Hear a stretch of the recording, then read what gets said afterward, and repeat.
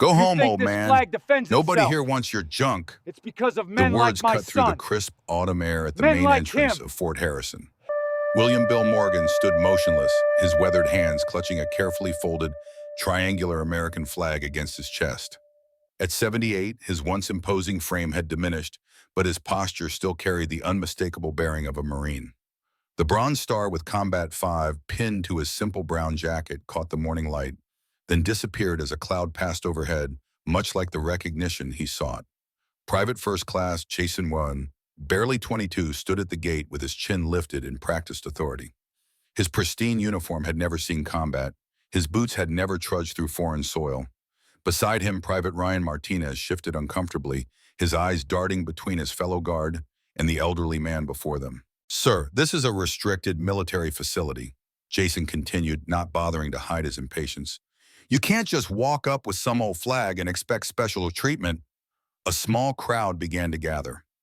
Families arriving for base tours, office personnel on their way to work, a few enlisted men, pausing out of curiosity, their stares pressed into Bill's back like phantom fingers. "My name is William Morgan," Bill said, his voice steady despite the tremor in his hands. "I served with 1st Marine Division, 3rd Battalion. This flag, it needs to be where it belongs." Jason glanced at Ryan, a smirk passing between them. Ryan shrugged, then returned to his professional stance. "Look, sir," Jason said, reaching for his radio. "I don't know where you got that stuff, but this isn't the place for whatever you're trying to do." The radio crackled with static as Jason spoke into it. "Main gate to control. We have a situation here. Elderly civilian, possibly confused, requesting entry with personal items. Please advise on removal procedure." The response came almost immediately. "Control to main gate. Is the individual causing a disturbance?" "Negative, but he won't leave." Jason kept his eyes fixed on Bill. Bill felt his legs growing heavier, as if the earth itself were pulling him down. Around him, whispers circulated. A woman in a Navy spouse jacket leaned toward her husband. "Poor man, my father had dementia too. They get fixated on objects from their past." The October wind swept across the parade grounds beyond the gate, carrying the distant sound of a bugle practicing for tomorrow's Veterans Day ceremony. The irony wasn't lost on Bill. He would stand out here unwelcome while inside they prepared to honor men like him. Or perhaps not like him at all. Bill's fingers brushed against the metal on his jacket. Bronze star with Combat Vi, November 12, 2004, Fallujah, Iraq. The day he had saved 15 men from his platoon and 6 from another unit during an ambush. The day Lieutenant James Sullivan had looked him in the eye and said, "Morgan, you just gave 21 families the chance to see their sons again." Bill slowly lifted his gaze, scanning the faces around him. Young soldiers with expressions ranging from annoyance to amusement. Visitors trying to avoid eye contact. Children pointing openly, unconstrained by adult politeness. In the reflection of the guardhouse window, he caught a glimpse of himself, a stooped figure in dated clothes holding objects everyone present viewed as relics without value. "Sir," Jason's voice sliced through Bill's thoughts, "I need you to leave now." Bill inhaled deeply, a technique he had used countless times when panic threatened during his early years back home. When the sounds of Baghdad traffic became Boston traffic. When fireworks became mortars. When a car backfiring sent him diving for cover in a suburban grocery store parking lot. "I just wanted to leave this in the right hands before I go," Bill murmured, his voice so low that only Jason standing closest could hear it. "I don't have much time left." The words hung in the air like a confession, a farewell, a silent testament from someone who knew his days were numbered and only wanted his most sacred memories to find a place of dignity. Jason frowned, something in the old man's tone making him hesitate. But Ryan nudged him with an elbow, and the moment of humanity vanished. Bill turned and walked away with slow, measured steps. Behind him, the voices resumed their normal cadence. The guards returned to their routine. The visitors continued toward the welcome center. Within minutes, it would be as if William Morgan had never been there at all. The walk home felt endless. Each step on the cracked sidewalk mirrored the fractures Bill felt spreading through whatever remained of his dignity. The flag still pressed against his chest seemed to grow heavier with each block. His modest home appeared on the horizon, a small single story with white siding that needed repainting and a roof that had seen better days. The American flag hanging from the porch flew at half-staff, not by presidential decree, but by Bill's personal choice since Sarah passed 4 years ago. In his heart, it would always be half-staff without her. Once inside, Bill gently placed the triangular flag on the kitchen table beside Sarah's photograph. For an absurd moment, he wished she were there to hold him, to tell him he had done the right thing by trying to honor his fallen brother, the only way he knew how. But Sarah was gone, and with her, the only person in the world who truly understood who William Morgan was. She had carried his nightmares through stormy nights, dried his silent tears on the anniversaries of fallen comrades, never pushed him to speak about the war, but always knew when the memories returned to haunt him. Rusty, his aging golden retriever, limped into the kitchen, his arthritic joints making his approach known before he arrived. Bill reached down to scratch behind the dog's ears. "Just you and me now, old boy," he whispered. "Just us old warriors left." The kitchen remained as Sarah had arranged it 15 years ago. The coffee maker sat ready for tomorrow morning. The mug, a Marine Corps emblem, fading after thousands of washings, waited beside it. The refrigerator held enough food for one person who increasingly forgot to eat regular meals. Bill lowered himself into his recliner and closed his eyes. Outside his window, the world continued spinning, indifferent to the quiet heartbreak of a 78-year-old veteran whose final mission had failed. Inside Fort Harrison, Captain Bradley finished a video conference with Pentagon officials about updated security protocols. Private Jason Wilson and Private Ryan Martinez had returned to their posts at the main gate, the morning incident already fading from memory as they processed visiting family members and contractors. But elsewhere on base, in a spacious office overlooking the parade grounds, Colonel James Sullivan completed his final review of tomorrow's Veterans Day ceremony plans. At 72, Sullivan carried the weight of 5 decades in uniform with practiced ease. His silver hair was cut to the same precise specifications as when he was a lieutenant. The oak desk before him held photographs spanning his career from a young officer in Iraq to his current position as base commander. A knock on his door interrupted his concentration. "Enter," Sullivan called, not looking up from his paperwork. Lieutenant Garcia, his aide, stepped inside. "Sir, the sound system check for tomorrow's ceremony is complete. The speech transcripts have been loaded into the teleprompter and tested." Sullivan nodded. "Good, and the Medal of Honor recipients have all confirmed their attendance."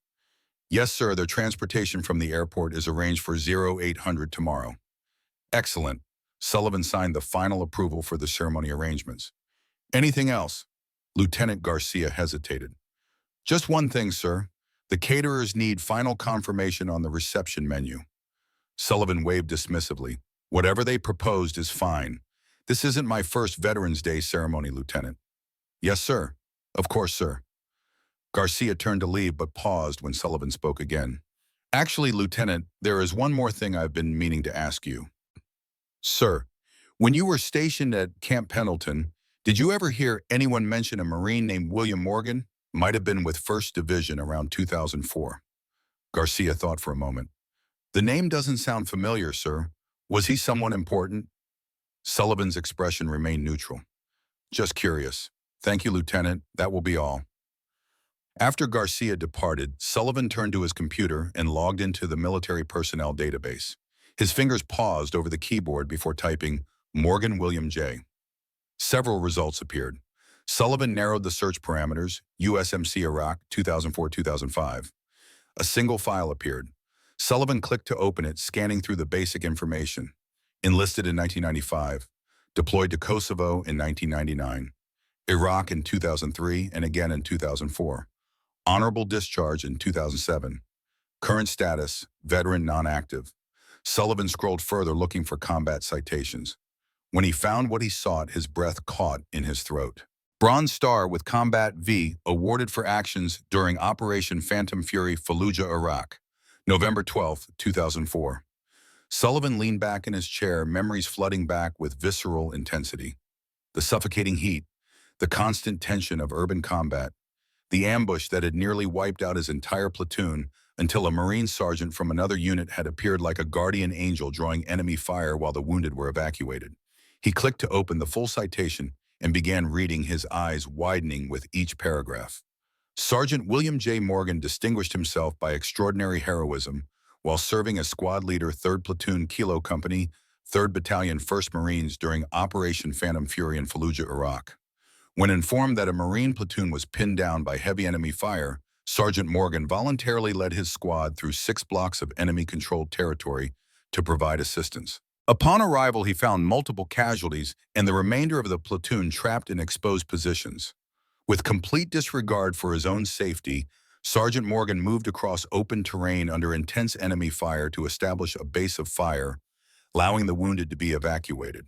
During this action, his squad suffered 3 casualties, yet he continued to engage multiple enemy positions. When his primary weapon malfunctioned, Sergeant Morgan retrieved a light machine gun from a wounded Marine and continued his one-man assault on enemy positions. His actions directly resulted in the successful evacuation of 15 members of his platoon and 6 members of the pinned-down platoon. Sergeant Morgan's extraordinary courage, decisive actions, and complete dedication to duty reflected great credit upon himself and upheld the highest traditions of the Marine Corps and the United States Naval Service. Sullivan closed his file and stared out his window at the American flag waving in the autumn breeze. "My God," he whispered, "Crazy Bill Morgan." The nickname had emerged in the days following the battle. Sullivan had never seen anyone move with such calculated disregard for his own safety. Morgan hadn't been reckless, that would imply a lack of awareness. No, what made his actions so remarkable was the clear-eyed acceptance of potential death, combined with the determination to succeed regardless. Sullivan reached for his phone, dialing the security office. "This is Colonel Sullivan. I need to know if you had an incident at the main gate this morning involving an elderly veteran."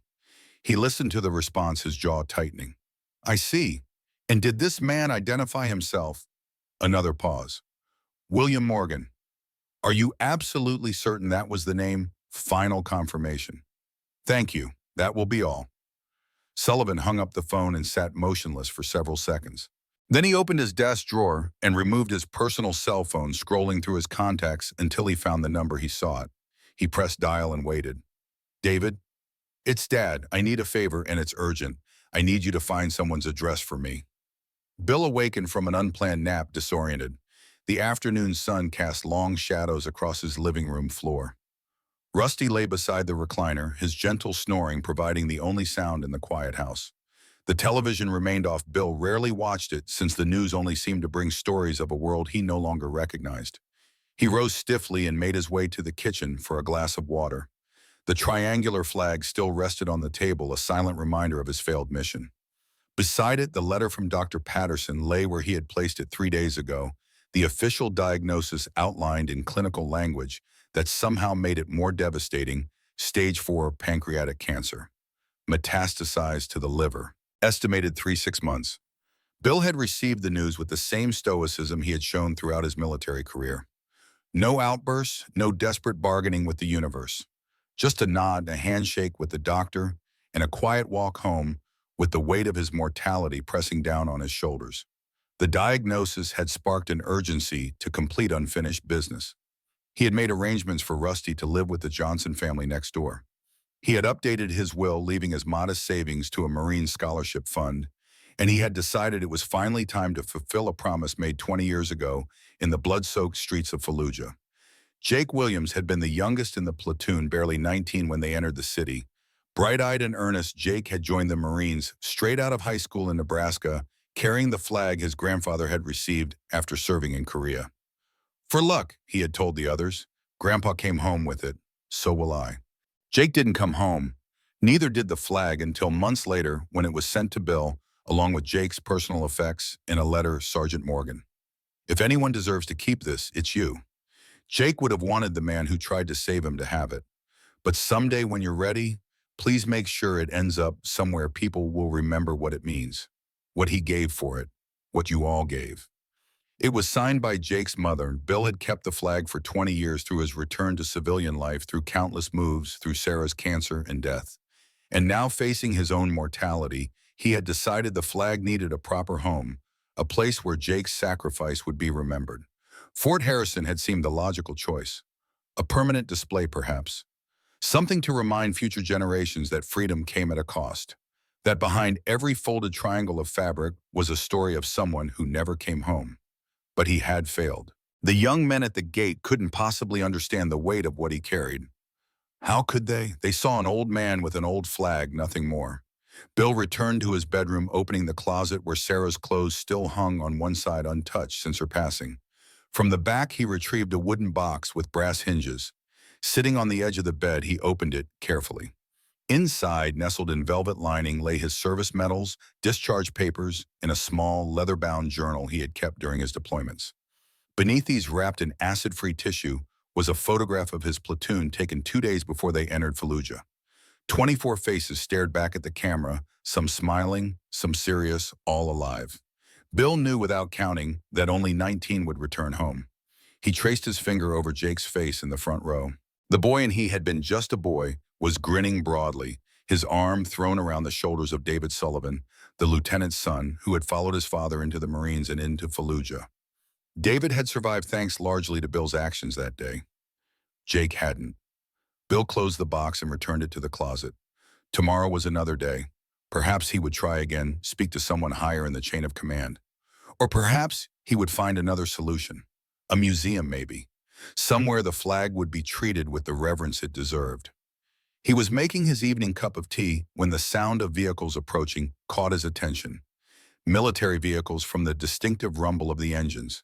Bill moved to the front window, peering out with curiosity. A black SUV with government plates pulled up in front of his house, followed by a Humvee. 4 uniformed Marines emerged from the vehicles, and leading them a silver-haired officer whose bearing triggered an immediate recognition in Bill's mind, despite the decades that had passed. The doorbell rang. Bill straightened his posture, instinctively brushed a hand over his shirt to smooth any wrinkles, and moved to answer. Standing on his porch was Colonel James Sullivan in full-dress uniform, accompanied by a young lieutenant and the 2 guards from the main gate that morning, Private Wilson and Private Martinez. All stood at attention. Bill stared, momentarily speechless. The face had aged, the hair had grayed, the uniform now carried the eagle insignia of a full colonel rather than the single bar of a lieutenant. But it was unmistakably the man Bill had last seen in the chaotic aftermath of the Fallujah ambush. "Morgan," Sullivan said, his voice thick with emotion. "William Morgan." The 2 men locked eyes in a moment that collapsed 20 years into nothing. They were back in that Iraqi street, covered in dust and blood, the sound of gunfire still echoing through damaged buildings. Sullivan stepped forward and executed a formal salute. The other Marines followed suit. "Staff Sergeant William Morgan," Sullivan said formally, "on behalf of the United States Marine Corps and a very grateful nation, I have come to personally apologize for the reception you received this morning." Bill returned the salute, automatically, muscle memory taking over where conscious thought failed him. "Colonel Sullivan," Bill managed, "I didn't expect. How did you find me?" Sullivan's professional demeanor softened slightly. "When these men reported turning away a veteran named William Morgan at the gate, I could hardly believe it could be the same Morgan from Fallujah. But something told me to check, and here you are." Bill nodded slowly. "Here I am." His eyes drifted to the 2 young guards, both now standing rigidly at attention, their faces masks of military discipline tinged with unmistakable shame. "At ease," Sullivan told them, then turned back to Bill. "May we come in? I believe we have much to discuss." Jason Wilson had never felt so small in his entire life. Standing in the modest living room of the man he had dismissed that morning, he struggled to reconcile the elderly figure before him with the war hero Colonel Sullivan had described during their drive over. Sergeant Morgan single-handedly engaged multiple enemy positions, Sullivan had told them in the vehicle. He moved through open ground under constant fire to retrieve wounded Marines. When his rifle jammed, he picked up a fallen M249 and continued advancing. 21 men came home because of what he did that day.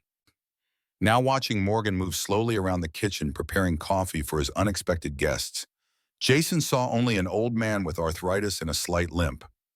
How could this be the Marine who had charged into enemy fire with a machine gun? Ryan Martinez stood beside him, equally uncomfortable, but perhaps more perceptive. Ryan noticed the photographs on the wall, Morgan in his dress blues, 20 years younger, but with the same determined eyes. Morgan with his arm around a petite woman with a warm smile, presumably his late wife. And Morgan with his platoon desert camouflage dusty from the Iraqi landscape. Sullivan sat on the couch, declining coffee with a polite wave. "I don't suppose you remember me, Morgan. It was a chaotic day." Bill returned with his own mug, settling into his recliner. "I remember. Lieutenant Sullivan. You were pinned down in that apartment complex on the east side. 6 wounded, no way to evacuate. Sullivan's eyebrows rose in surprise. Your memory's better than mine. I mainly remember thinking we were all going to die until your squad showed up. Bill shrugged modestly. We were in the neighborhood. A ghost of a smile crossed Sullivan's face. 3 blocks away, fighting your own battle, if I recall correctly. We heard the radio call. Bill's eyes grew distant, seeing not the living room, but the smoke-filled streets of Fallujah. No one else was close enough to respond. Sullivan turned to the 2 young Marines standing awkwardly by the door. Private Wilson, Private Martinez. This is what being a Marine actually means. Not standing guard at a gate, not polishing brass for inspection. It means hearing that call and moving toward the danger when everyone else is running away. Both men nodded, their expressions solemn. Bill took a sip of his coffee. You didn't come all this way just to reminisce about old battles, Colonel. No, Sullivan agreed. I came because of the flag, the one you brought to the gate this morning. Bill's eyes flicked toward the kitchen. Jake's flag. I promised his mother I'd find it a proper home. Jake Williams, Sullivan said softly. I remember him. Young kid always had that Nebraska grin. He was with my son David when the ambush started. Bill nodded. He didn't make it. Took a round trying to drag your son to cover. David survived thanks to Jake buying him those few seconds. Sullivan closed his eyes, briefly absorbing the information. I didn't know. David never told me the details. Just that it was betting that you saved them. Not all of them, Bill said, the weight of 20 years evident in his voice. A heavy silence filled the room, broken only when Rusty padded in from the bedroom and settled at Bill's feet with a contented sigh. Jason, unable to contain himself any longer, stepped forward. Sir, I want to apologize for how I treated you this morning. I had no idea who you were or what that flag meant. Bill studied the young Marine for a moment. You did what you thought was your job, son. No apology needed. But, sir, the flag isn't about me, Bill interrupted gently. It's about Jake and all the others who didn't come home. That's what I was trying to explain this morning. Ryan moved forward to stand beside Jason. Sir, if you'd be willing to give us another chance, we'd be honored to help ensure the flag finds its proper place. Sullivan rose from the couch. That's precisely why we're here, Morgan. Tomorrow is Veterans Day. We have a ceremony planned at the base with several Medal of Honor recipients attending. He paused. I'd like you to be our guest of honor, and I'd like to personally accept Jake's flag for permanent display in our headquarters building. Bill stared at Sullivan, clearly caught off guard by the invitation. I'm not looking for recognition, Colonel. I just want to keep my promise to Jake's mother. I understand. This isn't about recognizing you, although God knows you deserve it. This is about honoring Jake and all the others, about making sure new Marines like Wilson and Martinez here understand what came before them. Sullivan's voice grew softer. Please, Bill, let us do this right. Bill looked around the room at Sullivan, at the 2 young Marines standing tall despite their earlier mistake, at the photographs of his own past service at Rusty lying loyally at his feet. Finally, he nodded once decisively. For Jake, he said simply. For Jake, Sullivan echoed, extending his hand.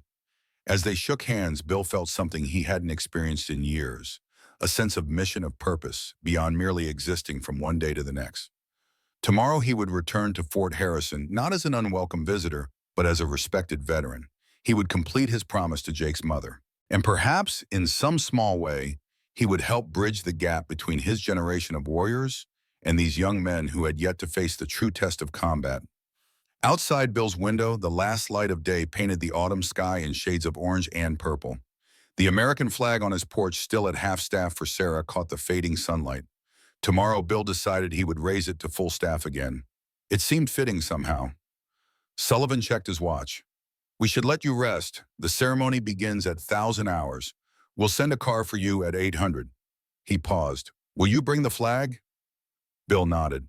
And something else. Something I think Jake would want included. As the Marines prepared to depart, Jason lingered behind momentarily.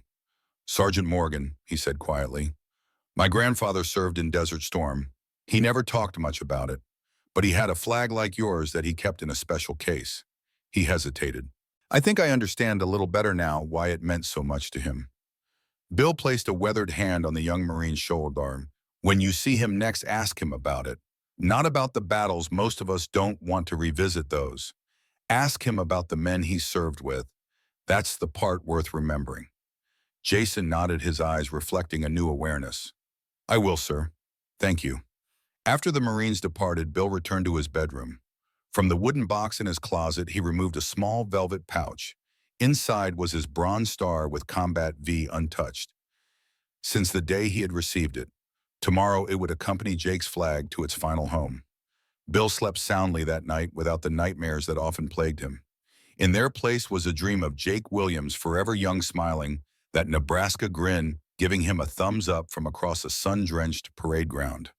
Morgan! Bill awoke with a start, the phantom scream from his dream still echoing in his ears. For a moment, he was disoriented, caught between the burning streets of Fallujah and the cool darkness of his bedroom. His heart hammered against his ribs, and his t-shirt clung to his skin, damp with cold sweat.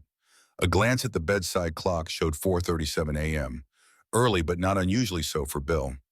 2 decades of military service had permanently altered his relationship with sleep. Even now, approaching 80, his body refused to surrender to the luxury of sleeping past dawn. Rusty stirred at the foot of the bed, lifting his graying muzzle in concern. Bill reached out to scratch the old dog's ears. Just the usual, boy, he murmured. Nothing new. But it wasn't entirely true. Last night's dream had been different. Instead of the familiar nightmare of the ambush of Jake bleeding out while Bill tried desperately to stem the flow, he had dreamed of Sullivan. Of the colonel standing in dress blues before a sea of white headstones. Of Jake's flag raised high against a cloudless sky. Of young faces in uniform watching with newfound understanding. Bill rose and made his way to the bathroom, his joints protesting each step. The mirror revealed a face etched with time, deep lines around eyes that had seen too much silver hair where brown had once been skin, weathered by desert sun and northern winters. He barely recognized himself sometimes. The diagnosis lingered at the edges of his consciousness, a shadow he couldn't escape. 3 to 6 months. Perhaps less, the doctor had said, given how long he had ignored the symptoms. The pain in his abdomen was manageable for now, dulled by the prescription bottles lined up precisely on the bathroom shelf. But each day brought a subtle increase, a reminder that the clock was ticking. Today, however, pain would take a back seat. He had a mission to complete. Across town in the officers' quarters at Fort Harrison, Colonel James Sullivan was also awake before dawn. He sat at his desk in the small home office he had maintained through 15 different duty stations, the walls covered with photographs chronicling his rise through the ranks.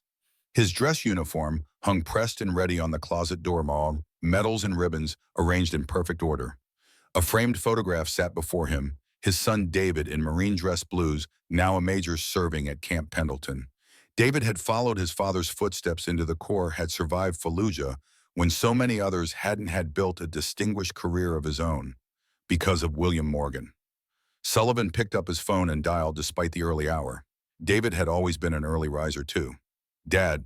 David's voice came through clear, despite the 3,000 miles between Virginia and California. Everything okay? It's not even 5 there. Everything's fine, Sullivan assured him. Just wanted to touch base before today's ceremony. Right, Veterans Day? Big speeches, brass band, the usual. Sullivan paused, choosing his words carefully. I found him, David, William Morgan. Silence stretched across the connection for several seconds. Morgan, the sergeant from Fallujah, the one who... David's voice trailed off. The one who saved you and 20 others. Yes. Another pause. How? Where? He's been living right here in Easton, less than 5 miles from base. All these years. Sullivan shook his head at the irony. He came to the gate yesterday trying to donate a flag. Jake Williams' flag. Jesus. The word came out as a whisper. Jake, I still see his face sometimes. I know, son. Is he okay? Sullivan hesitated. He's facing his final battle. Cancer. He wanted to find a home for Jake's flag before he runs out of time. And some gate guard turned him away. It wasn't a question. David knew the military bureaucracy as well as his father. 2 young Marines who had no idea who he was or what he'd done. I've corrected that misunderstanding. Good. David fell silent again then. Dad, I wish I could be there to thank him in person. I know. I'll tell him you send your regards. More than regards. Tell him, David's voice caught. Tell him I've tried to live a life worthy of what they gave that day. Jake, the others who didn't make it, and what Morgan risked to get the rest of us out. I will, son. I promise. After ending the call, Sullivan opened his laptop and reviewed the changes he had made to the ceremony program last night. Morgan's name had been added to the list of honored guests and a special presentation had been scheduled following the main address. Sullivan had also made another call to General Armstrong at Marine Corps headquarters. The general had listened intently to the story of Sergeant Morgan Jake Williams' flag and the plans for today's ceremony. Make it right, James, Armstrong had said. Too many of them fade away without ever hearing our thanks. Sullivan intended to do exactly that. Private Jason Wilson woke to the insistent buzz of his alarm. 5 a.m. Early even by military standards, but today was no ordinary day. He had volunteered for a special duty, one that might begin to make amends for his colossal mistake.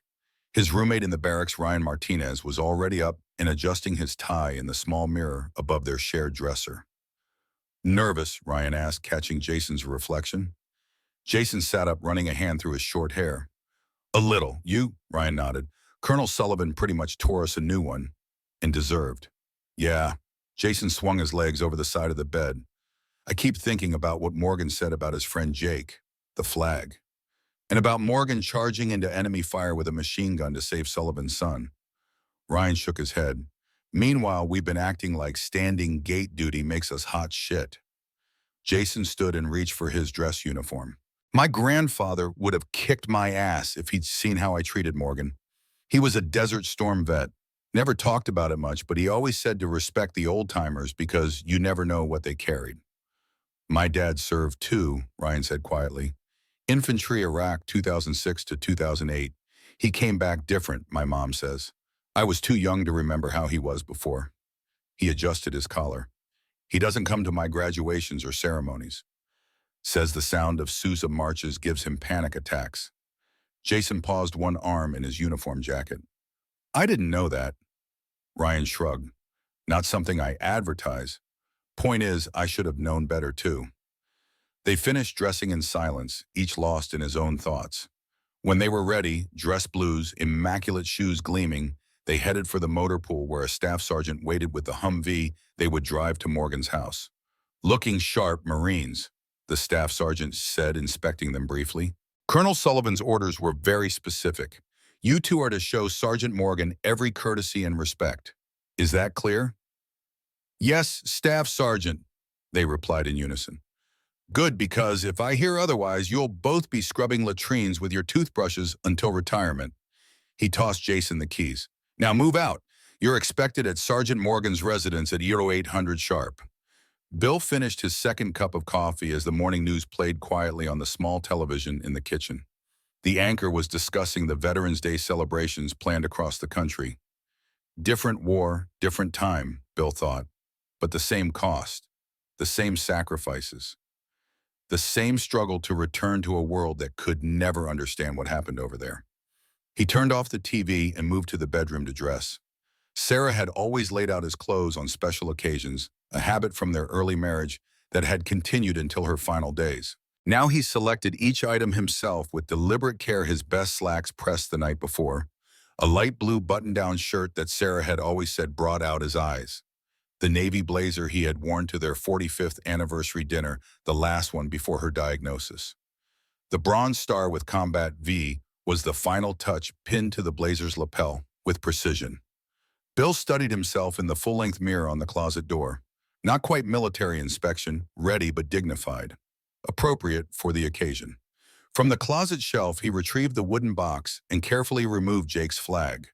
The triangle of fabric was still crisp despite its age, the stars bright against the deep blue field. Bill had stored it properly, protecting it from light and moisture, as if it were a sacred artifact. In many ways it was. The clock on the bedside table read 7:45. The Marines would arrive soon. Bill made one final check of the house coffee maker, unplugged Rusty's food and water bowls filled back door locked. Force of habit made him leave a lamp on in the living room, though he expected to return before dark. Sarah's photograph on the mantel caught his eye as he walked through the living room. He paused, touching the silver frame gently. Wish you were here for this, sweetheart, he said softly. You always said Jake's flag needed a proper home. Today it finds one. The rumble of military vehicles approaching pulled Bill back to the present. He straightened his posture, squared his shoulders, and moved to the front door, flag cradled carefully in his arms. Jason guided the Humvee to a stop in front of Morgan's modest home, Ryan in the passenger seat beside him. Both had been mostly silent during the drive, the weight of the day's significance heavy on their young shoulders. "This is it," Jason said, unnecessarily putting the vehicle in park. Ryan nodded, scanning the small house. An American flag flew at half-staff from a pole mounted by the front porch. The yard was neat but simple, a few late-season mums adding color along the walkway. Everything about the place spoke of careful maintenance with limited resources. "You ready for this?" Ryan asked. Jason took a deep breath. "Not really, but that's not the point, is it?" They exited the Humvee in unison, adjusting their covers and straightening their jackets. As they approached the front door, it opened, revealing William Morgan in his blazer and slacks, the Bronze Star prominent on his lapel. In his arms, he held the triangular flag with a reverence that made both young Marines stand a little straighter. "Good morning, Sergeant Morgan," Jason said formally.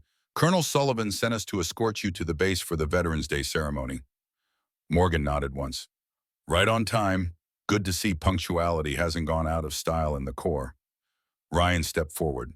"May we help you with anything, sir? Any bags or items you need to bring?" "Just this," Morgan indicated the flag. "And one other thing. Wait here a moment." He disappeared back into the house, returning moments later with a small velvet pouch. "All set," Morgan said, pulling the door closed behind him and locking it. The three men walked to the Humvee, Jason moving ahead to open the passenger door. Morgan paused before entering the vehicle, glancing back at his house with an expression the young Marines couldn't quite interpret, something between farewell and resolve. Then he climbed in, settling the flag carefully on his lap, and they were underway. The drive to Fort Harrison took just under 20 minutes. Jason maintained a respectful silence, focusing on the road while Ryan occasionally glanced at their passenger in the rearview mirror. Morgan sat straight and still, his eyes taking in the passing scenery with quiet attention. As they approached the main gate, the same gate where Morgan had been turned away just yesterday, the guard recognized the Humvee and waved them through without stopping. Inside the base, autumn bare trees lined the wide avenues, and buildings dating back to the 1940s stood in orderly rows. A large parade ground formed the heart of the installation, now set up with rows of chairs and a raised platform draped in red, white, and blue bunting. Jason parked in a reserved space near the base headquarters building. As the engine fell silent, Ryan turned in his seat. "Sergeant Morgan, Colonel Sullivan asked us to bring you to his office before the ceremony begins. He wanted to speak with you privately." Morgan nodded. "Lead the way." The three men entered the headquarters building, drawing attention as they passed through the lobby. Word had apparently spread about the special guest attending today's ceremony. Junior officers and enlisted personnel alike paused in their duties to watch the elderly veteran walk by, many coming to attention without being prompted. An aide was waiting outside Sullivan's office. "Sergeant Morgan, Colonel Sullivan is expecting you. Private Wilson and Private Martinez, you're to wait here." Jason and Ryan came to attention. "Yes, ma'am." The aide knocked once on Sullivan's door, then opened it. "Sergeant William Morgan, sir." Sullivan rose from behind his desk as Morgan entered. The two men regarded each other for a moment, the weight of shared history palpable in the air between them. "Thank you for coming, Morgan," Sullivan said, extending his hand. Morgan shifted the flag to his left arm and shook Sullivan's hand firmly. "Appreciate the invitation, Colonel. Though I have to say it's all a bit more than I expected. I just wanted to find a good home for Jake's flag." "And you will." Sullivan gestured to a sitting area in the corner of his spacious office. "Please have a seat. We have about 30 minutes before the ceremony begins." Morgan settled into an armchair, placing the flag carefully on his knees. Sullivan took the chair opposite, leaning forward slightly. "I spoke with my son, David, this morning," Sullivan began. "He's stationed at Camp Pendleton now, a major." Morgan's expression softened. "Good for him. He was a fine Marine even as a young lieutenant. He wanted me to tell you something." Sullivan paused, collecting himself. "He said to tell you that he's tried to live a life worthy of what Jake and the others gave that day, and what you risked to get the rest of them out." Morgan looked down at the flag, his weathered fingers tracing the edge of the fabric. "He doesn't owe me anything. None of you do." "That's where you're wrong, Bill." Sullivan rarely used first names in uniform, but this moment seemed to call for it. 21 men came home because of what you did. Those 21 men went on to live full lives, to have families, to contribute to the world. My son among them. Morgan remained silent, his expression unreadable. Sullivan continued, David told me once that he remembers every detail of that day. The heat, the dust, the sound of the RPG that hit the building next to them. And he remembers you appearing like some avenging angel laying down covering fire while the corpsmen evacuated the wounded. A ghost of a smile crossed Morgan's face. Avenging angel? Hardly. I was just doing my job. We both know it was more than that. Sullivan reached for a folder on the coffee table between them. I pulled your service record yesterday.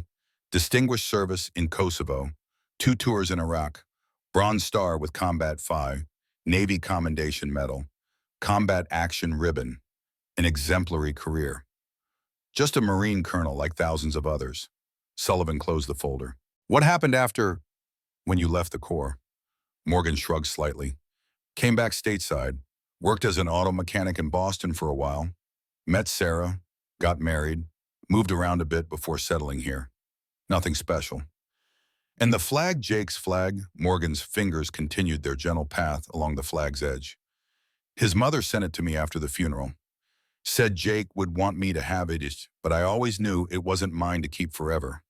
Just to guard for a while. Sullivan nodded, understanding. And now I'm running out of time. Morgan stated it simply without self-pity. Got the diagnosis 3 weeks ago. Pancreatic cancer, spread to the liver. Sullivan's expression darkened. I'm sorry, Bill. Don't be. I've had a good run. Longer than Jake. Longer than a lot of the men I served with. Morgan straightened in his chair. But I need to know Jake's flag will be properly honored, that people will understand what it means. They will, Sullivan promised. After today, everyone on this base will know Jake Williams' name. And yours. Morgan shook his head. This isn't about me. No, but it should be. Sullivan checked his watch. We should head to the parade ground. The ceremony will begin soon. He hesitated. There's something else I wanted to tell you. I've arranged for a display case in the headquarters lobby. Jake's flag will have a place of honor with a plaque explaining its significance. That's all I wanted, Morgan said softly. Thank you. As they rose to leave, Sullivan noticed the small velvet pouch Morgan had set on the table. What's that? Morgan picked it up, hesitating before opening the drawstring. Inside was his Bronze Star medal. Thought it should stay with Jake's flag. They're part of the same story. Sullivan stared at the medal, then at Morgan, understanding dawning in his eyes. Yes, they are. Jason and Ryan stood at attention as Morgan and Sullivan emerged from the office. Both colonels and privates had joined them in the hallway, word having spread rapidly about the special visitor. Wilson Martinez, Sullivan addressed them. You will escort Sergeant Morgan to the parade ground and ensure he is seated in the reserve section front row. Is that clear? Yes, sir, they responded in unison. Morgan followed the young Marines through the building and outside. The November morning was crisp but clear, the sun bright in a cloudless sky. The parade ground, usually empty except during ceremonies or drills, was now filled with hundreds of chairs arranged in neat rows. A stage had been erected at one end, decorated with patriotic bunting and flanked by flags. A Marine Corps band was setting up to one side. Base personnel and visitors were already finding their seats. Many were in uniform, active duty, Marines representatives from other branches, and veterans in varying states of formality, from dress uniforms to simple blazers with service caps. Families with children, local dignitaries, and community members rounded out the gathering. Jason and Ryan led Morgan to the front row, where a chair had been labeled with his name. Beside it were seats reserved for Medal of Honor recipients and distinguished visitors. Sergeant Morgan, Ryan said, we'll be standing just behind you throughout the ceremony. If you need anything at all, please let us know. Morgan nodded, settling into his seat with the flag still cradled in his arms. Around him, other veterans were being escorted to their places, many glancing curiously at the elderly Marine holding the carefully folded triangle of fabric. A staff sergeant approached, leaning down to speak quietly. Sergeant Morgan, Colonel Sullivan asked me to inform you that you'll be called to the stage during the ceremony. He'll explain everything when the time comes. Morgan's eyebrows rose slightly, but he nodded again. Understood. The band began playing patriotic selections as the remaining seats filled. At precisely 10 IAM, the base commander, a brigadier general whose name Morgan didn't catch, took the stage to welcome everyone to the Veterans Day ceremony. The proceedings followed the traditional format, an invocation by the base chaplain, the national anthem, remarks from the general about the significance of Veterans Day. Morgan listened respectfully, his mind occasionally drifting to other ceremonies, other parades, other times when the nation had paused to honor its service members. Then Sullivan was at the podium, his silver hair catching the sunlight, his voice carrying clearly across the parade ground. "Ladies and gentlemen, distinguished guests, fellow Marines," Sullivan began. "Veterans Day is a time to honor all who have served our nation in uniform. But today I want to tell you a story about one Marine in particular, a Marine whose actions exemplify the highest traditions of our Corps, but whose name you likely don't know." Morgan felt a sudden tightness in his chest that had nothing to do with his illness.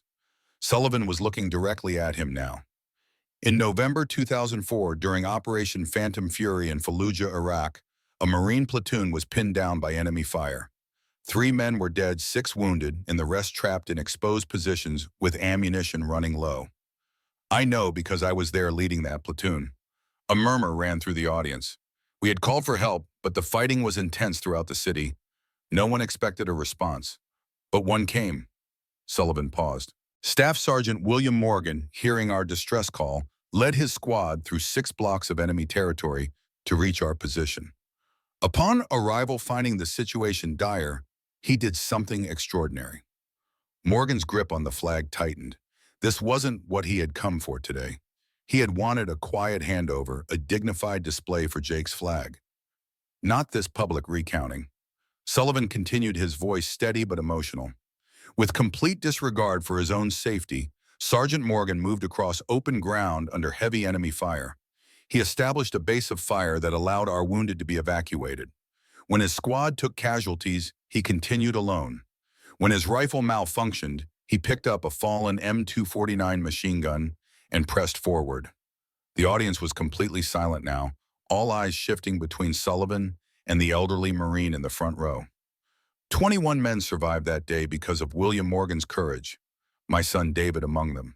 Sullivan's voice caught slightly, but 5 did not, including a young Marine named Jake Williams who died protecting my son.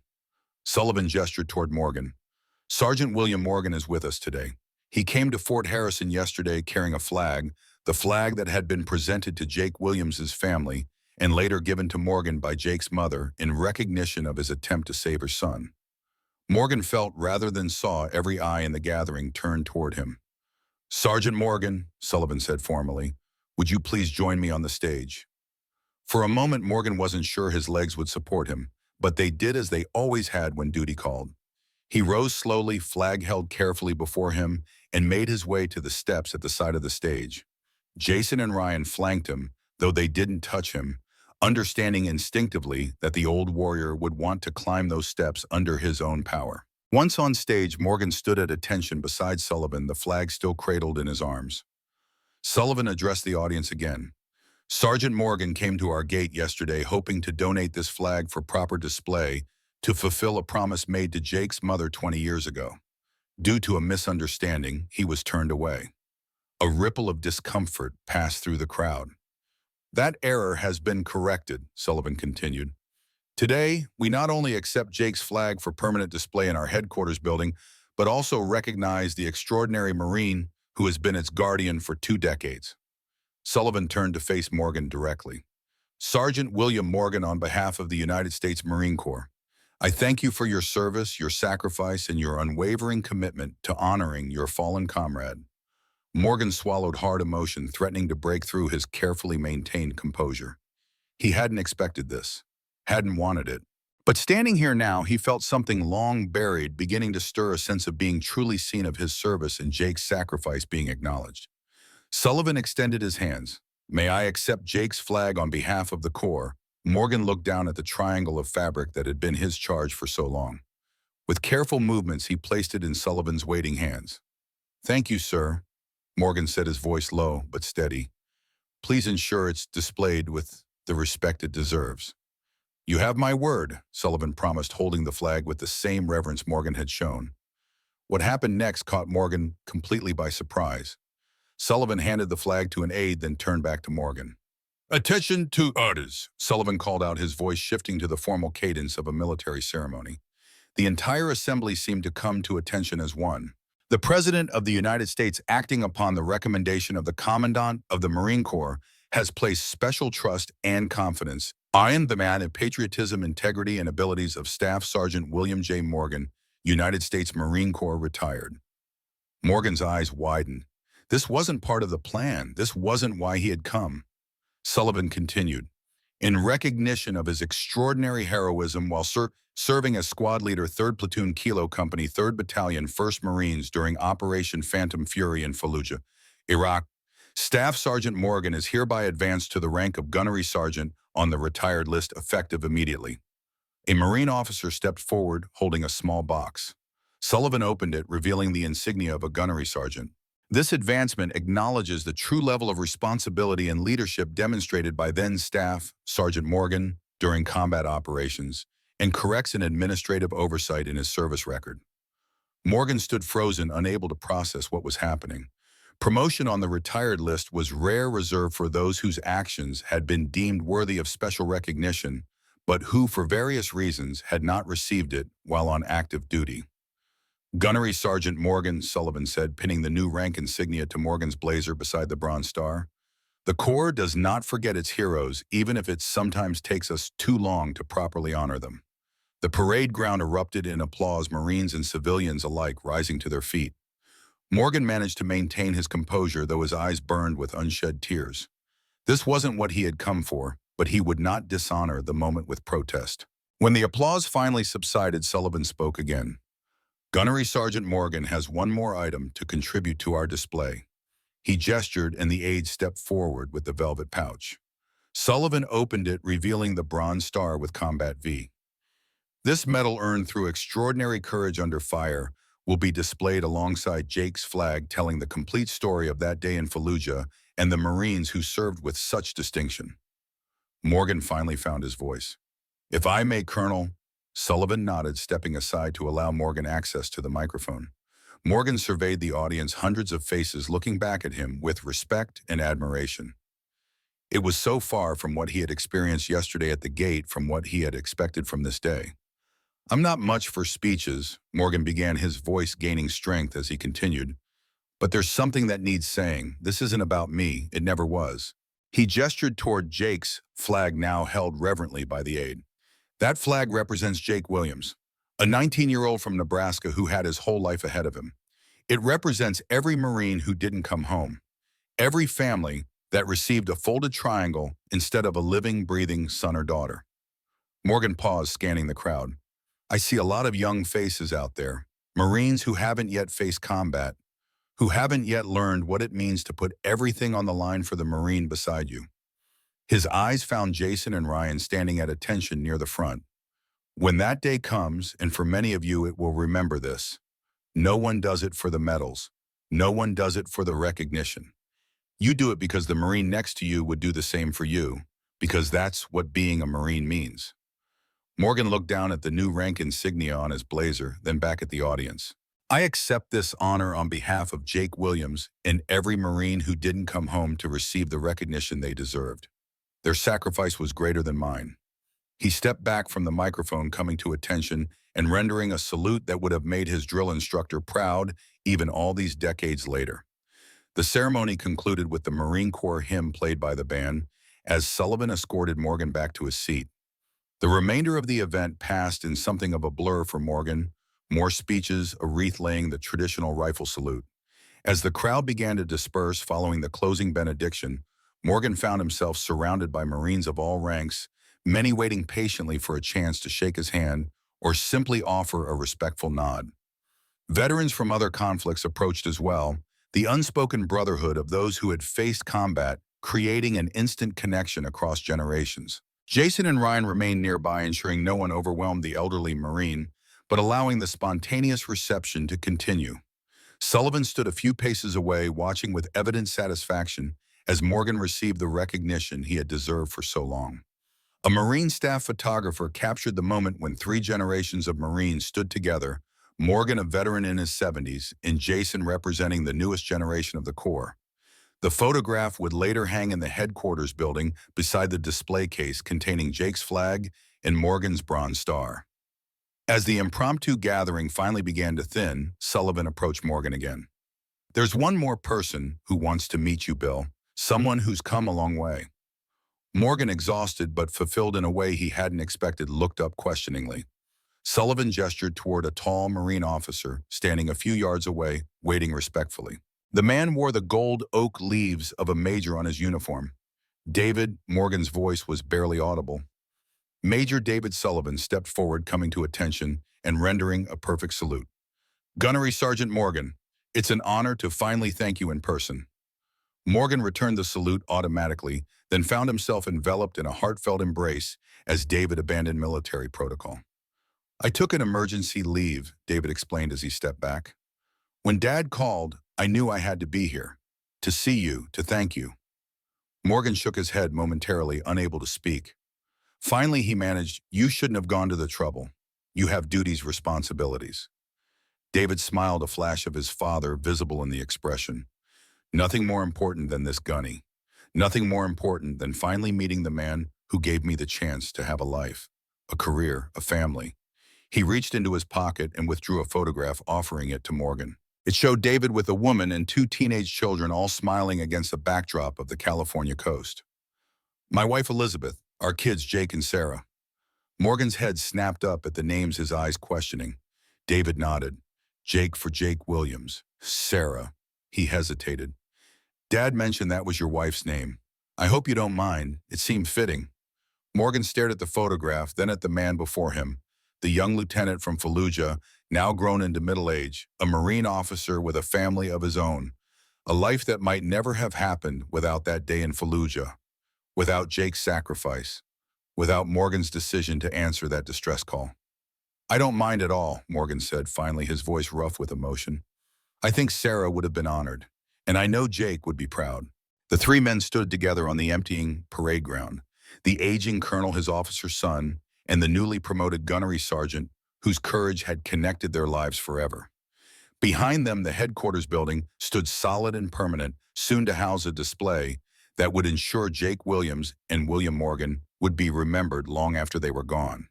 As they turned to walk toward the building, Morgan felt a weight lifting, not just the physical burden of Jake's flag now in the proper hands at last, but something deeper. A weight he had carried for 20 years without fully recognizing it.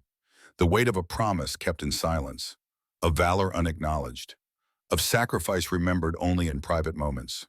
The autumn sun cast their shadows long across the parade ground. Ahead of them, the future. Behind a past, finally at peace. The display case in the Fort Harrison headquarters lobby was crafted from polished oak and museum-grade glass, designed to preserve its contents for decades to come. Inside, Jake Williams' flag formed a perfect triangle at the center, flanked by William Morgan's Bronze Star with Combat 5. A brass plaque beneath them told the story in simple, powerful terms. In honor of Lance Corporal Jake Williams, USMC, 1985-2004, who gave his life protecting his fellow Marines during Operation Phantom Fury, Fallujah, Iraq, and Gunnery Sergeant William J.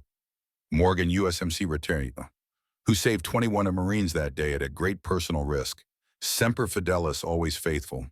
Morgan stood before the display, his reflection faint in the protective glass. The afternoon reception following the Veterans Day ceremony had finally concluded, allowing him a quiet moment alone with Jake's flag in its new home. His weathered fingers touched the glass briefly, a final farewell to a responsibility carried for 20 years. "It looks right," came a voice from behind him. Morgan turned to find Jason Wilson standing a respectful distance away, his dress uniform still immaculate despite the long day. "It does," Morgan agreed, turning back to the display.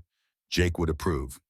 Jason moved to stand beside the older Marine, both men silent for a moment as they regarded the memorial.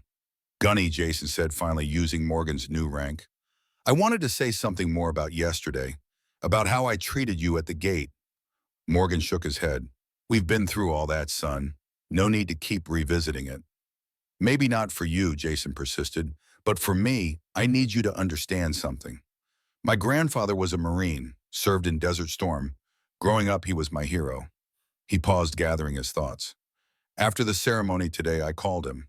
First time in months, to be honest. Morgan turned his attention from the display to the young Marine, noting the emotion just beneath the professional surface.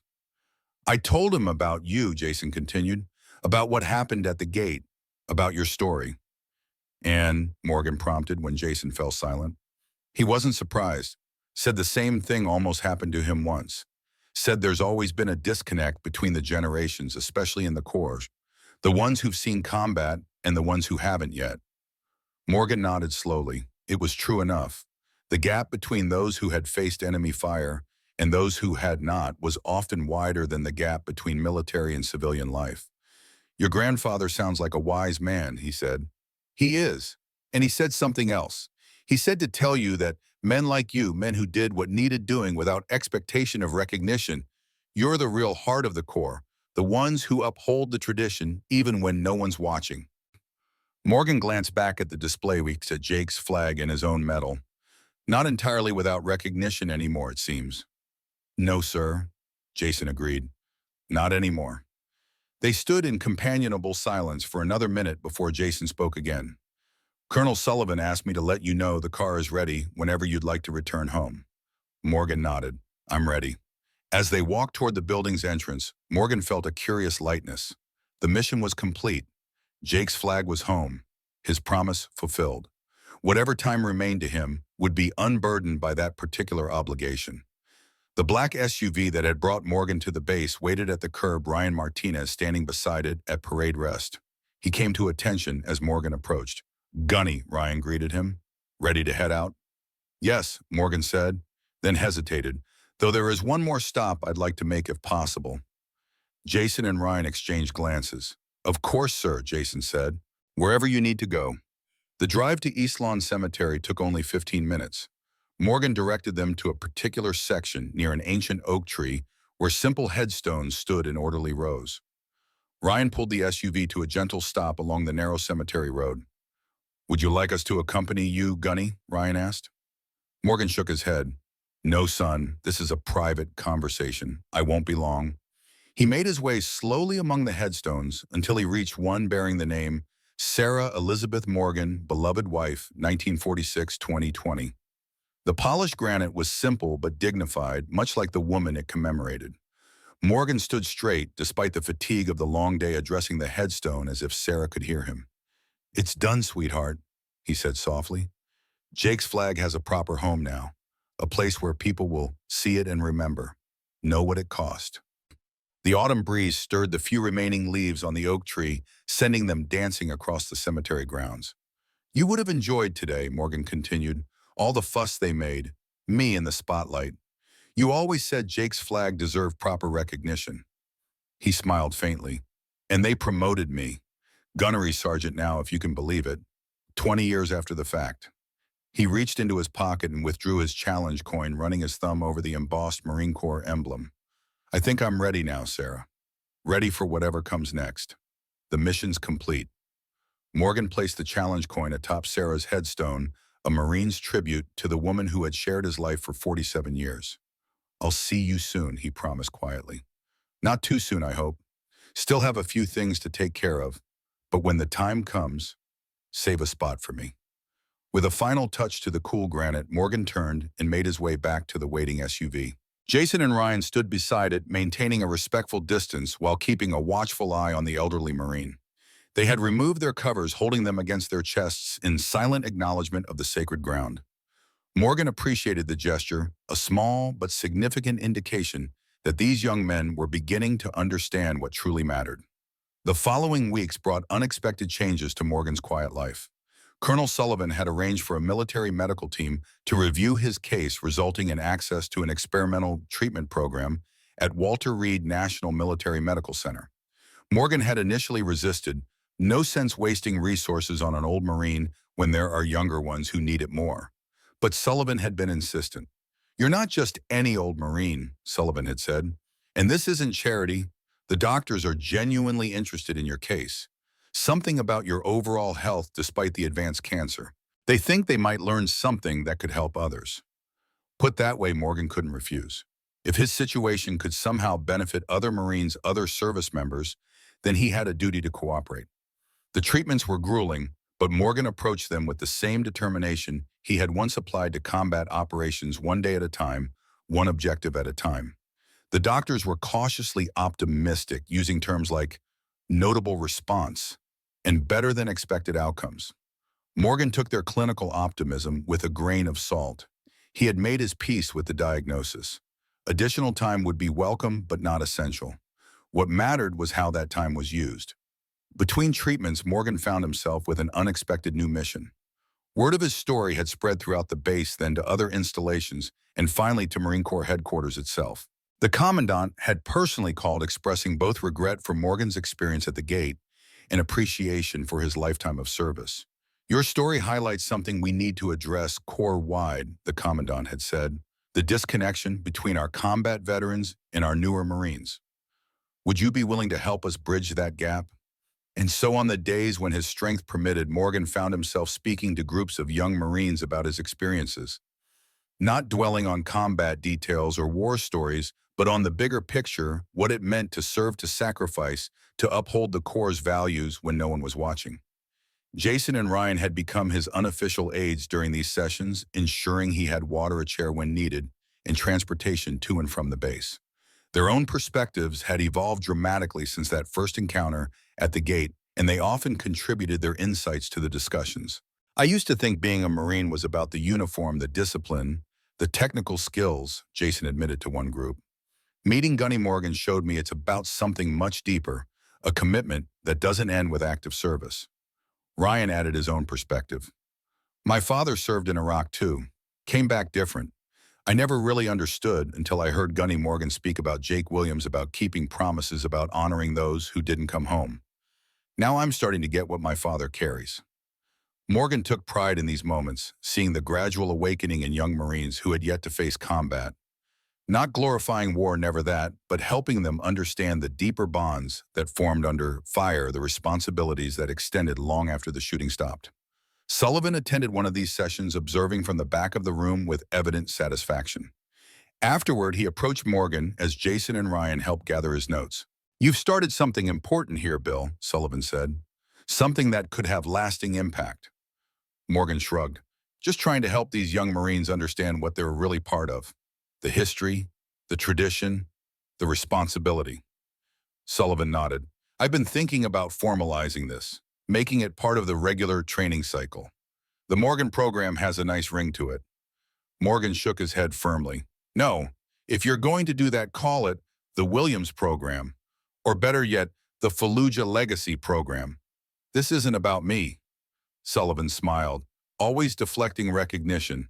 "Some things never change. Some things shouldn't," Morgan replied. December arrived with unseasonable warmth, as if winter itself were holding back out of respect for the events unfolding at Fort Harrison. Morgan continued his treatments, continued his talks with young Marines, and continued to be surprised by each additional day granted to him. On a particularly mild Saturday morning, Morgan sat on his front porch drinking coffee from his Marine Corps mug, Rusty dozing at his feet. The flag on his porch now flew at full staff, a change he had made the day after the Veterans Day ceremony. Sarah would understand. A familiar Humvee approached, parking at the curb. Jason and Ryan emerged dressed in civilian clothes rather than uniforms. It was their day off, Morgan knew, which made their appearance unexpected. "Morning, Gunny," Jason called as they approached the porch. "Wilson, Martinez." Morgan nodded in greeting. "What brings you here on a Saturday? Shouldn't you be enjoying your liberty?" The two exchanged glances before Ryan answered. "Actually, Gunny, we were hoping you might help us with something." Morgan raised an eyebrow. "What kind of something?" "A project," Jason explained, "for the Williams program. Colonel Sullivan approved it yesterday." Morgan noted the name change with quiet satisfaction. "What kind of project?" Ryan stepped forward, holding a digital recorder. "We want to document the stories of Marines like you, first-person accounts from different conflicts. Desert Storm, Iraq, Afghanistan. Create an oral history archive for training purposes. And we wanted to start with you," Jason added. "Your experiences in Fallujah, if you're willing." Morgan considered the request. He had never been one to tell war stories, had always maintained that what happened in combat was private, something shared only with those who had been there. But perhaps there was value in breaking that silence, in ensuring that lessons learned at such cost weren't lost to time. Not just combat, Morgan stipulated after a moment. If we're going to do this, we do it right. The whole picture, what it means to serve, what it means to come home, what it means to live with the memories. Jason nodded eagerly. That's exactly what we were hoping for, Gunny. Morgan gestured to the porch chairs. Sit down then. Might as well get started. For the next 3 hours, Morgan spoke into the recorder, telling his story with a candor he had rarely allowed himself. He talked about joining the Marines as a young man seeking direction, about the camaraderie that had become the defining feature of his military experience, about the challenges of reintegrating into civilian life after combat deployments. And finally about Fallujah, about the radio call for help, about the decision to respond despite the risks, about Jake Williams's final moments. He knew he wasn't going to make it, Morgan said, his voice steady despite the painful memory. Too much blood loss. But he held on long enough to make me promise about the flag. His grandfather's flag that he'd brought for luck. Make sure it gets home, he said. Those were his last words. Jason and Ryan remained silent, understanding the sacred nature of what was being shared. I kept that flag for 20 years, Morgan continued. Kept it safe, kept it ready for the day when I could fulfill that promise properly. And now it's where it belongs. Ryan stopped the recorder. Thank you, Gunny. This is exactly what the program needs. Real experiences, real emotions, real lessons. Morgan nodded, feeling strangely unburdened by having shared what he had kept private for so long. Who else are you planning to interview? Colonel Sullivan provided a list of veterans in the area, Jason said. Different conflicts, different experiences. We're hoping to build a comprehensive archive. Good, Morgan approved. Make sure you include some of the less glamorous stories too. Supply clerks, mechanics, cooks. They served just as honorably even if they didn't see direct combat. We will, Ryan promised. As they prepared to leave, Jason hesitated. Gunny, there's something else. Colonel Sullivan asked us to invite you to the Marine Corps birthday ball next week. It's a special one. They're dedicating part of the ceremony to the Williams program. Morgan hadn't attended a birthday ball in decades. The formal celebration of the Corps' founding on November 10, 1775, was a hallowed tradition, but he had always felt it belonged to those still on active duty. I don't know, he began. Colonel Sullivan specifically requested your presence, Ryan added. Said it wouldn't be right without you there. Morgan sighed. Tell the colonel I'll be there. After they left, Morgan remained on the porch reflecting on the unexpected turn his life had taken. 3 months ago, he had received a terminal diagnosis and focused solely on fulfilling his promise to Jake before time ran out. Now here he was involved in a new program that might impact Marines for years to come, tending formal functions, sharing stories he had kept private for decades. All because he had persisted after being turned away at the gate that morning. All because Sullivan had recognized his name and remembered. Sometimes, Morgan mused, the most important missions were the ones you didn't know you were undertaking until they were already underway. The Marine Corps birthday ball was held in the grand ballroom of the Jefferson Hotel in Richmond, an ornate venue befitting the occasion's dignity.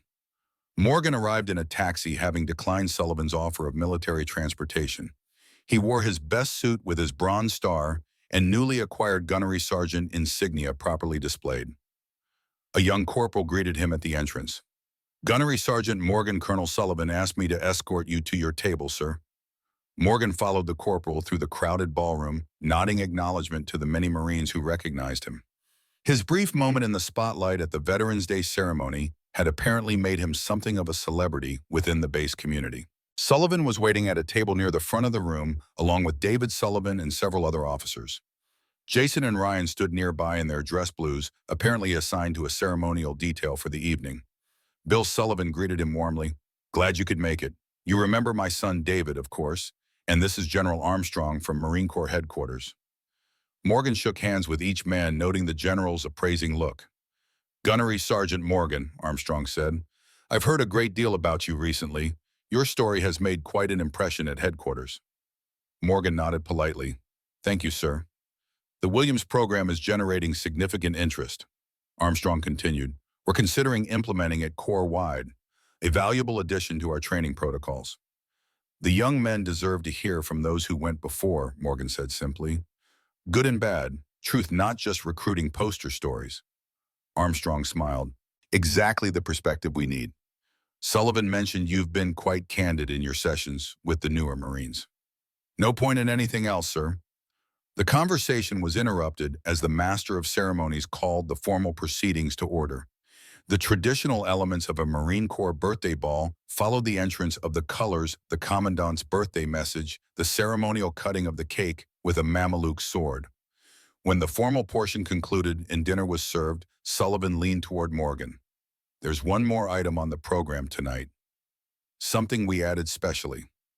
Morgan raised an eyebrow questioningly, but Sullivan merely smiled and returned to his meal. After dinner, the Master of Ceremonies returned to the podium. Ladies and gentlemen, we have a special presentation this evening. As many of you know, Fort Harrison has recently established the Williams Program, an initiative to connect our newer Marines with the experiences and wisdom of those who have served in combat. Colonel Sullivan will now tell you more about this important addition to our training protocols. Sullivan rose and took the podium. Thank you. The Williams Program is named for Lance Corporal Jake Williams, who gave his life in Fallujah in 2004 while protecting his fellow Marines. But it might never have come into being without the actions of another Marine Gunnery Sergeant, William Morgan. Morgan shifted uncomfortably in his seat as attention turned his way. Sullivan continued recounting the story now familiar to many in the room: Morgan's initial rejection at the gate, the subsequent recognition in the Veterans Day ceremony. What began as a simple desire to find a proper home for a fallen comrade's flag has evolved into a program that we believe will benefit Marines for generations to come. A screen descended behind Sullivan and a video began to play. Morgan was startled to see his own face recorded during one of his sessions with the young Marines. Being a Marine isn't about the uniform, video Morgan was saying. It's not about the medals or the recognition. It's about a promise you make to your country, to the Corps, and most importantly, to the Marine beside you. A promise that doesn't end when you take off the uniform. The video continued with excerpts from other veterans who had been interviewed for the program, interspersed with reactions from young Marines who had participated in the sessions. When it concluded, Sullivan returned to the podium. The Williams Program officially launches Corps-wide next month. We've already recorded over 50 veterans sharing their experiences, creating an invaluable resource for our newest Marines. He gestured toward Morgan. None of this would have happened without Gunnery Sergeant Morgan's persistence, courage, and willingness to share difficult truths. And so it is my honor tonight to present him with this token of our appreciation.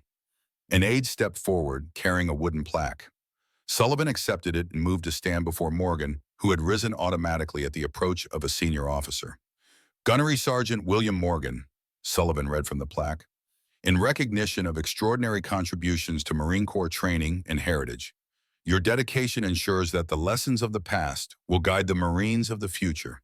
Semper Fidelis. Morgan accepted the plaque, momentarily at a loss for words.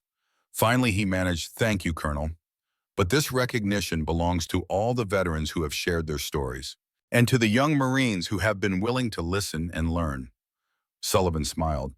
"Always deflecting, Gunny, but not this time. This one is yours." As Morgan returned to his seat, applause filled the ballroom. He glanced at the plaque in his hands, still struggling to reconcile the events of the past months with the quiet retirement he had envisioned for himself. Life, it seemed, had other plans. The remainder of the evening passed pleasantly as dinner gave way to dancing and more informal socializing. Morgan found himself approached by Marines of all ranks, many expressing appreciation for his contributions to the Williams Program. Near the evening's end, Jason and Ryan made their way to his table during a brief moment when he was alone. "Evening, Gunny," Jason greeted him. "Enjoying the ball." "More than I expected to," Morgan admitted, "though I've had about enough socializing to last me the next decade." The young Marines laughed.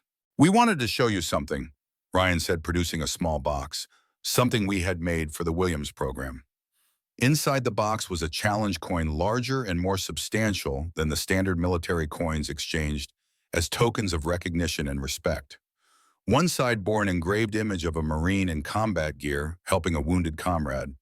The other side showed the Marine Corps emblem with the words "The Williams Program" and "Honoring our legacy, forging our future" encircling it. "We had 100 of them," Jason explained, "one for each veteran who contributes to the program, and one for each Marine who completes the special training module." Morgan turned the coin in his fingers, admiring the craftsmanship. Well done, Jake would approve. The first one belongs to you, Gunny, Ryan said. As the program's founder, whether you'll admit it or not. Morgan started to protest but stopped himself. Sometimes he realized accepting recognition was its own form of service, acknowledging not personal achievement, but the importance of the mission itself. Thank you, he said instead, slipping the coin into his pocket. I'll carry it with honor. As the evening concluded, Morgan found himself standing outside the hotel with Sullivan, waiting for the valet to bring the colonel's car. The night air was cool, but not unpleasant stars visible despite the city lights. Need a ride home? Sullivan offered. Morgan shook his head. Already called a taxi. Should be here any minute. He hesitated, then added, Thank you for tonight, James, for everything, really. Sullivan smiled at the rare use of his first name. You're welcome, Bill, though in truth I'm the one who should be thanking you. For saving my son's life all those years ago. For bringing Jake's flag home. For helping us create something that will benefit the Corps for years to come. Just doing my duty, Morgan said. As a Marine. As a Marine, Sullivan echoed. Semper Fi, Gunny. Semper Fi, Colonel. As Sullivan's car pulled away and Morgan waited for his taxi, he reflected on the strange journey that had brought him to this moment. What had begun as a simple desire to fulfill a promise made to a dying Marine had evolved into something far more significant, a program that would connect generations of Marines, ensuring that hard-won lessons weren't lost to time. Jake Williams' flag was now properly honored. Bill Morgan's service was now properly recognized. And most importantly, the legacy of sacrifice and duty that defined the Marine Corps would continue passed from one generation to the next through the stories of those who had lived it. The taxi arrived and Morgan climbed in, giving his address to the driver. As they pulled away from the hotel, he touched his pocket where the new challenge coin rested alongside the one he had carried for decades. Two symbols of service, of promises kept, of missions completed. The taxi passed the entrance to Fort Harrison, where it had all begun with a rejection at the gate. The sentries stood at attention in their dress blues, the base secure under their watch. Morgan nodded in their direction, acknowledging their duty, even though they couldn't see him through the taxi's windows. Tomorrow would bring another treatment session at the medical center, another opportunity to share his experiences with young Marines, another day in this unexpected extension of service that fate had granted him. Morgan wasn't sure how many such tomorrows remained. The doctors remained cautiously optimistic, but he maintained his own pragmatic assessment of his condition. However many days he had, he would use them well. The mission continued, different than before but no less important. As the taxi turned onto his street, Morgan saw his house in the distance, the porch light he had left on, creating a small beacon in the darkness. The American flag on his porch was illuminated by a spotlight visible even at night, now flying at full staff as it would remain. Home. Not the end of his journey as he had once believed, but simply another waypoint, another beginning. The taxi stopped in front of the house and Morgan paid the driver before making his way up the walkway.